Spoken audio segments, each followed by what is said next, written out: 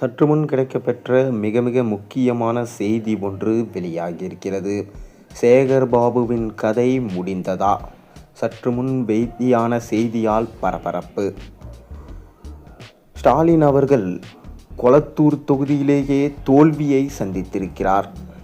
அவரது தோல்விக்கு முக்கிய காரணமாக பார்க்கப்படுவது சேகர் பாபு செய்த உள்ளடி வேலைகள்தான் என தற்போது துர்கா ஸ்டாலின் அவர்களுக்கு செய்திகள் வந்திருக்கிறது.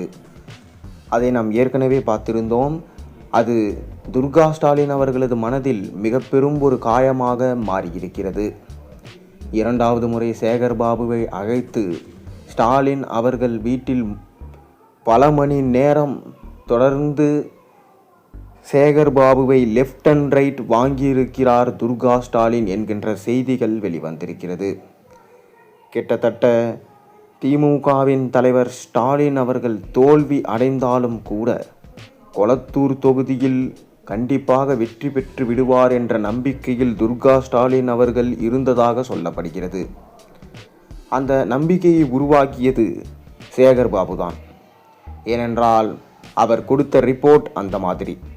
தொடர்ந்து கொளத்தூரில் ஸ்டாலின் அவர்கள் பிரச்சாரம் செய்யவில்லை என்றாலும் கூட அவர் வெற்றி பெற்று விடுவார் என்ற அளவுக்கு பார்த்தீங்கன்னா நம்பிக்கையை துர்கா ஸ்டாலினிடம் விதைத்திருக்கிறார் சேகர் பாபு.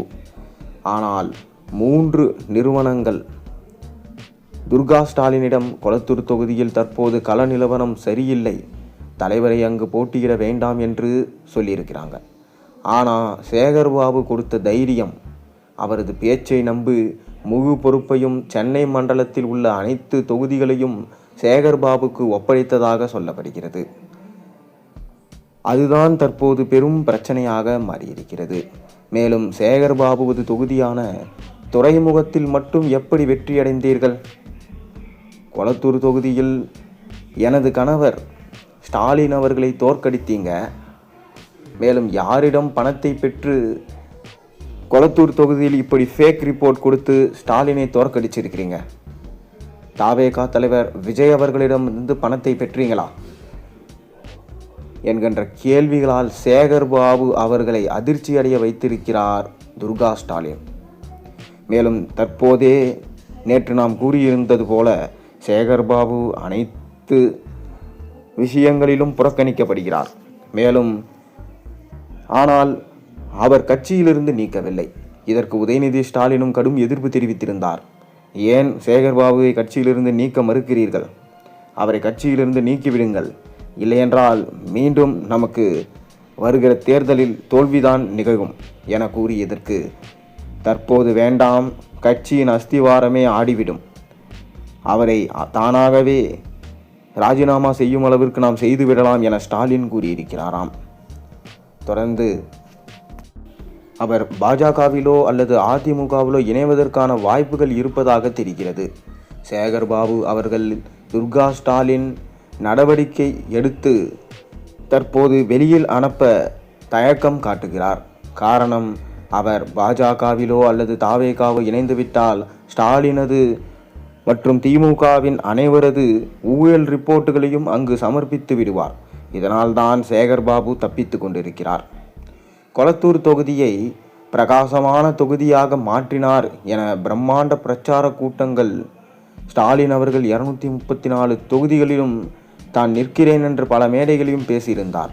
ஆனால் கொளத்தூர் தொகுதியில் தோல்வியடைந்தது, முதல் சுற்றிலேயே பின்னடைவை சந்தித்தது ஒட்டுமொத்த திமுகவின் அடிப்படை உறுப்பினருக்கும் அதிர்ச்சியை ஏற்படுத்தியது.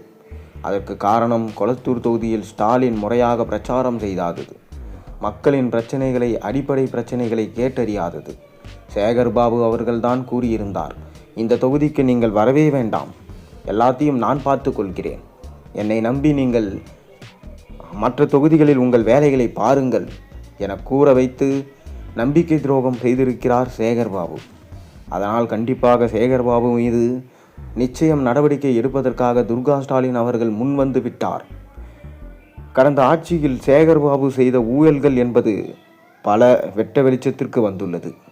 கோவில் நகைகள், பணங்கள், உண்டியல் பணங்கள், கோவில் சொந்தமான இடங்களிலிருந்து வந்த வாடகை பணங்கள் அனைத்தையும் அறநிலைத்துறை அவர்களுக்கு சமர்ப்பிக்காமல் தொடர்ந்து தன்னுடைய கஜானாவில் சேர்த்து வந்தது தெரிய வந்திருக்கிறது. மேலும் அமைச்சர் ரமேஷ் அவர்கள் இந்து சமய அறநிலைத்துறையில் வெள்ளை அறிக்கையை வெளியிட்டால் கண்டிப்பாக சேகர்பாபு அவர்கள் செய்த ஊழல்கள் வெளிவரும். கோவில் நகைகளை உருக்கி சேகர்பாபு செய்த பித்தலாட்டங்கள் அனைத்தும் வெளியே வரும். அப்போது துர்கா ஸ்டாலினும் அவரை காப்பாற்ற மாட்டார். திமுகவில் உயர்ந்தபட்ச அதிகாரமே துர்கா ஸ்டாலின் அவர்களுக்கு தான் இருக்கிறது. தலைவராக ஸ்டாலின் இருந்தாலும் தலைவரை திமுகவின் மற்றும் தமிழகத்தின் முதலமைச்சராக மாற்றியது துர்கா ஸ்டாலின் தான். அதே போலதான் தன் மகன் உதயநிதி ஸ்டாலினையும் துணை முதலமைச்சராக மாற்றியிருந்தார்.